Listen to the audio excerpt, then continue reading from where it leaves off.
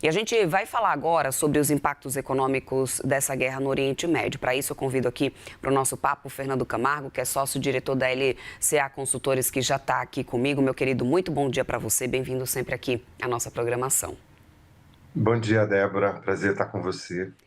Fernando, como precificar, né, o mercado nesse momento, diante de uma instabilidade tão grande? Se a gente para poder pensar, né, nas empresas que são exportadoras de commodity, por exemplo, como se situar numa situação dessas em que a gente não tem nenhuma certeza do que pode acontecer nos próximos meses, que é um setor que, aliás, precisa de muita previsibilidade?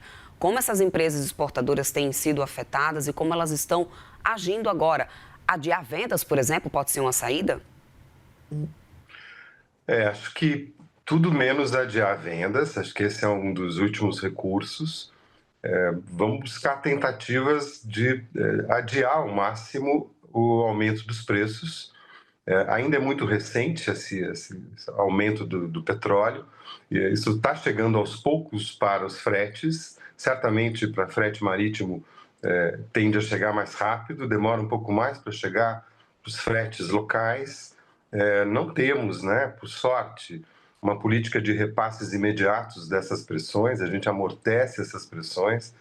Nos últimos meses, apesar das altas do petróleo, o preço dos combustíveis aqui no Brasil foi contido, foi bem sucedida a política do governo de não permitir que essas pressões chegassem aqui, com redução de impostos, subvenções, entre outros. Então, acho que a lógica tende a ser buscar adiar esses repasses. É mais difícil no comércio internacional, para exportadores e tal, mas acho que essa é uma tendência. E, se não for possível, achar alguma forma de absorver isso nas suas margens e torcer para que esse episódio saia de cena, né, o quanto antes. De fato, o petróleo acima de 80, 85, estávamos com o petróleo na casa de 67, abaixo dos 70, né, bem comportado, e eu acho que torcer para que retorne a esses patamares. Fernando, muito, né, a gente fala sobre o impacto no petróleo, que acaba sendo o principal termômetro para essa guerra, mas ele é apenas uma ponta, é uma parte desse problema. Você já antecipou a questão também do preço dos fretes marítimos, que obviamente acaba também sentindo.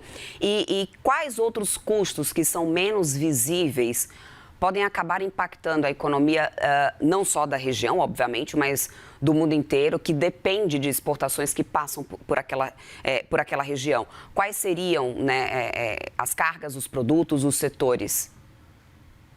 Acho que isso pega bastante para seguros, para você alugar e poder contar com as embarcações. A indisponibilidade das embarcações, elas não podem passar pelo Estreito de Hormuz, ficam paradas por mais tempo do que o necessário, do que o desejado, e isso, portanto, acaba influenciando na cotação diária dessas embarcações, e o preço do frete também sobe por conta disso. Então, não é só combustível, mas pega por todo o entorno, né? Seguro é um dos itens importantes dessa história também, porque reflete a instabilidade e o risco de perda de equipamentos enquanto você tem um conflito aberto, né? Então, acho que são vários elementos que acabam contribuindo para uma alta e para uma dificuldade de firmar preços a mais longo prazo. Então, são negociações spot, a cada embarcação é um preço, e esses preços ficam muito voláteis durante esses períodos. Fernando, a gente sabe que toda essa questão no Oriente Médio traz um impacto inflacionário gigantesco. Muitos bancos centrais pelo mundo já vinham se posicionando em relação a isso. Mas o fato da gente ter tido, né, Irã e Estados Unidos sentando numa mesa de negociação, a gente tinha visto a devolução, né, de praticamente todo o prêmio de risco do petróleo, o que fez com que né, chegássemos a uma deflação, na verdade, nos Estados Unidos, que foi o dado que tivemos ontem, até surpreendente, do CPI. Mas essa situação dessa semana, especificamente, essa retomada desses ataques, já seriam suficiente para poder mudar essa condução de política monetária para as próximas reuniões? E isso eu digo não só de Brasil, mas do mundo inteiro, dada essa situação de instabilidade. O que temos agora é o suficiente para mudar essa atenção dos bancos centrais? Acho que ainda é cedo. De fato, a gente vinha numa redução, né? O preço dos combustíveis, em média, no Brasil, em junho, foi negativo, menos 48, 0,48. O etanol, numa redução importante também, contribuindo para isso, momento de safra. Não por acaso houve uma autorização para que subisse para 32% a mistura de etanol na gasolina. Esse é um caminho, né? Esse é um caminho que a gente tem, que é importante aqui, como uma saída para essa situação. Então, de toda forma, me parece ainda cedo para que influencie os resultados do próximo Copom, por exemplo, e na definição da política de juros. Tem outros elementos também, né, contribuindo, por enquanto, favoravelmente. A expectativa de inflação tem sido ajustada um pouco para baixo, ainda é pouca coisa, mas isso contribui para aliviar um pouco a pressão sobre a definição da taxa de juros. Mas, se isso se prolonga por mais um mês, por exemplo, começam a acender novamente as luzes amarelas ou vermelhas até sobre o comportamento dos preços para o segundo semestre. Mas acho que ainda é cedo para isso. Fernanda, a gente passou por digamos, uma primeira onda, né, dessa guerra, que mostrou que para a Bolsa brasileira acabou trazendo um certo benefício, já que somos muito baseados em commodities e um país, né, extremamente exportador. A gente acabou se beneficiando boa parte disso pela alta do petróleo. Em contrapartida, claro, existem os outros fatores de risco, como, por exemplo, o fertilizante, que fica muito mais caro, isso afeta o nosso agronegócio, enfim. Colocando na balança os riscos, né, os pontos positivos e os pontos negativos para o Brasil, essa retomada de ataques entre Irã e Estados Unidos oferece muito mais risco ou mais benefícios para o Brasil? Eu diria que riscos, porque hoje a inflação é um dos temas mais delicados na agenda, inclusive pelos reflexos políticos. E isso tende a pressionar por outras medidas com impacto fiscal, inclusive, de mitigação desse risco. E não é bem-vindo, né? A gente vinha numa trajetória de recuo das taxas. Lembrando, a gente vem de um período longo de pressão sobre as taxas de inflação, em parte por razões externas, e isso não é bem-vindo de forma alguma, mesmo que tenha algumas vantagens para um país exportador como o nosso, inclusive de petróleo para países que têm sido mais duramente afetados por isso, como a China, por exemplo.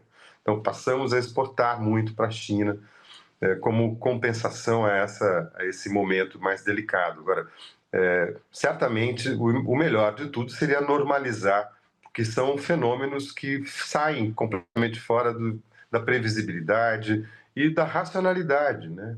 Então, de toda forma, saber usar bem as vantagens, como os ganhos de exportação, por exemplo, reduzindo as pressões sobre o preço aqui dentro, como o governo tem feito, é um caminho interessante para mitigar o impacto dessas medidas e dessa situação mais tensa externa. Fernando, para poder a gente amarrar aqui o nosso papo, qual que é o risco dessa guerra no Oriente Médio, desse conflito entre Estados Unidos e Irã, se tornar algo que vem já se arrastando como outras guerras, como que a gente vê acontecendo no leste europeu, como a gente vê a instabilidade até hoje na região da faixa de Gaza, todas são, além de outras tantas no mundo que temos, mas são conflitos que não chegam a uma solução definitiva, né, e que obviamente traz impactos relevantes econômicos. Você acredita que nessa situação entre Irã e Estados Unidos envolvendo o Estreito de Hormuz, a gente corre o risco de cair nesse mesmo ciclo vicioso de uma eterna região de conflitos? Infelizmente existe esse risco. Não me parece muito clara qual é a racionalidade desses conflitos. Claro que tem uma tensão, tem uma tentativa de conter avanços do Irã em outras frentes, tem uma questão militar de fundo, tem os acordos dos Estados Unidos com outros países, com Israel, sobretudo, pressionando para isso, mas isso foge completamente à racionalidade, inclusive como isso impacta no mercado norte-americano, na inflação, na popularidade do presidente.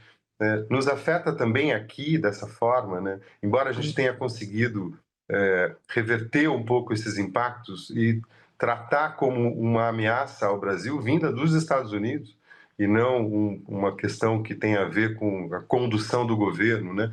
De toda forma, isso foge à racionalidade e tudo que foge da racionalidade se torna imprevisível. Esse pode ser um caso, né, em que, por ser imprevisível e irracional, pode durar muito mais do que a gente acreditaria numa situação mais tranquila ou mais, enfim, racional.